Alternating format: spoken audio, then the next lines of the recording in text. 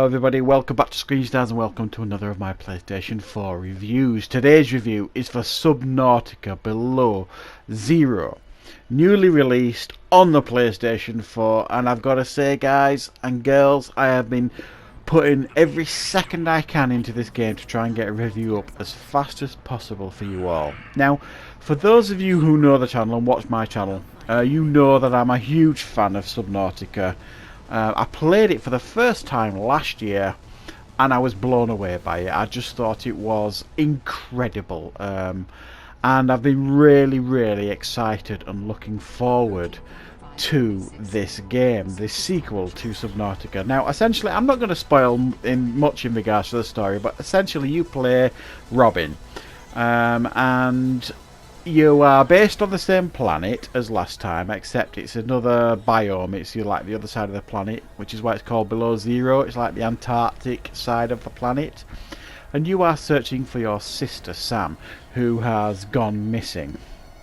And that is essentially the story. There's much more of a narrative this time round than last time. Last time it was mainly a case of like picking up breadcrumbs and investigating the alien technology and things like that.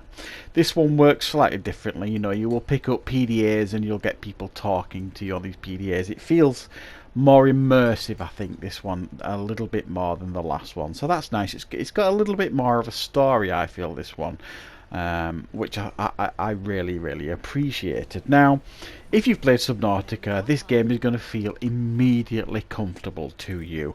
If you've not played Subnautica or survival games in general, essentially what you have to do here is start from nothing, and basically by doing baby steps it is to build up your resources, collecting resources in order to fabricate new equipment and technologies that's going to advance you further in the game.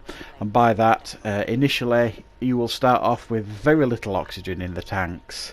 You won't be able to swim particularly fast, so you've got to upgrade your oxygen tanks, get better fins, so that you can breathe longer underwater, with the ultimate goal essentially here of finding blueprints scattered all over the place, scanning them, in order for you to be able to unlock these blueprints and fabricate new equipments. Eventually, things like subs and bases. Now, it's base building's a huge part of this game, as it was in the first one.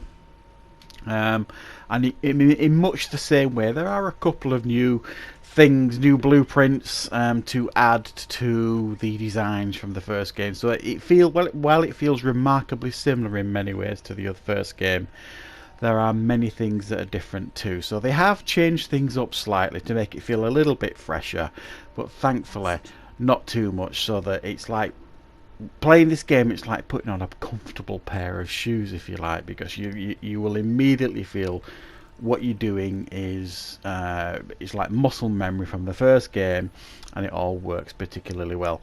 Yes, there's a level of frustration, you know, in regards to there's these new creatures, for example, in the game, the sea monkeys, that are an absolute pain in the backside. Because all they do essentially is steal your equipment. If they come up to you and grab you while you've got a piece of equipment in your hand, they'll steal it and swim off, and you've got to fabricate that piece of equipment again. So you'll find yourself much of this game scavenging the seabeds to find resources, things like titanium, silver, gold, copper, quartz, diamonds, corals, you name it, and you've got to collect them, take them back to your fabricator, and create new pieces of equipment to advance you in the game. And it is hugely addictive, as it was first time round. It feels more so this time round, because you're as giddy as a schoolboy, because you've got these new pieces of technology to unlock, like for example the new sub, the sea truck, I think it was called. You get so excited when you feel like you're getting close to be able to create this sea truck and fabricate it, and then you always seem like you're one resource short, so you've got to go out on another trip. So it's like it's like rinse and repeat, but it's a highly addictive gameplay loop, because you always feel like you're one step away from that piece of equipment that you really need. It's going to make your life just that slightly a little bit more easier than it was before. So you can pin the recipes as well to the right hand side of your screen to help it make it feel a little bit easier for the looking for the particular mineral or something like that that's out on the seabed, for you to be able to find. There's other pieces of equipment that are slightly new, like mineral scanner, so that it'll kind of point you in the right direction of where they are. And the sense of excitement and fear is definitely here as well. When you are swimming along and you hear a roar behind you, you still got that fear inside you where you just don't want to turn around because you've no idea what's there and you don't want to know what's there. And then when you finally do get to unlocking the sea truck, which is the first vehicle to unlock, the sense, it's almost like a comfort blanket when you get inside this sea truck. It's like getting in a big comfort blanket because you feel so much safer. Things can still attack you in there, and you can upgrade the sea truck and all the vehicles to make them tougher and put weapons in there, make them so they can go further down into the ocean. And the sense of exploration is still there in this game. The level of achievement that you feel with all the base building that you do, everything's there that you would expect it to be here with Subnautica. Now, since I put up the video earlier today in regards to some early gameplay footage on this game, I've had a few people comment on that, and I've seen a few rumblings around YouTube and on the net and things of people really wanting to know how this game runs. How does it run? Well, apart from initially trying to play the game was a nightmare because it just wouldn't load. It just kept kicking me out of the loading screen and saying there was an error. That happened 2 or 3 times and I was getting really frustrated, and then it loaded. And then I came out for an hour or so, then I went back in and it did it again a couple of times, but it hasn't done it since. I don't know what's going on there, so just be wary if you've got a PlayStation 4. I'm on a PlayStation 4 Pro. Sometimes when you load it up, it kind of boots you out and says there's an error.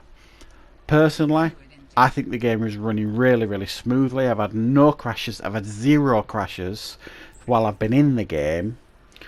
And, you know, other than, the game freezing ever so slightly occasionally when there's a lot happening on the screen, I've not really had any issues. Now, I'm quite a patient player, quite a tolerable player.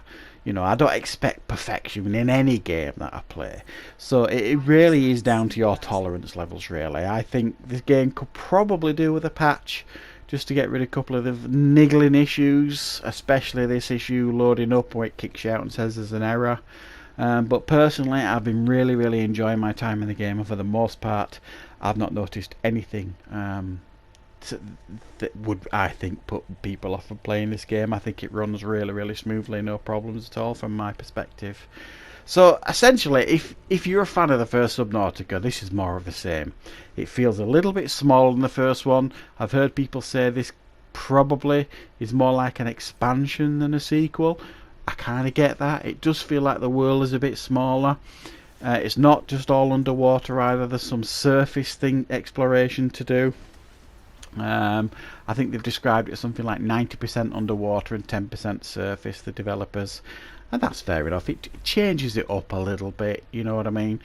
But I'm having a great time in this game, guys. I'm not gonna lie. I think it's really fantastic. I think they've nailed it again second time round. It is very familiar, more of the same, but they have added some new things in to freshen up the game to make it feel like it's something different. But guys, if you like the first one, you're not going to be disappointed with this one. So I'm going to give this one a 9 out of 10. I did consider an 8.5 out of 10, mainly because, like I say, it does feel a little bit of a smaller world. But I'm not going to lie, I'm absolutely loving this game, and I know I'm going to sink countless more hours into it. So don't miss out, guys. If you're a fan of the first one, you are definitely going to enjoy this one. So thank you very much for watching, everybody. I hope you found this review useful. Of course, I will be back with more reviews very, very soon.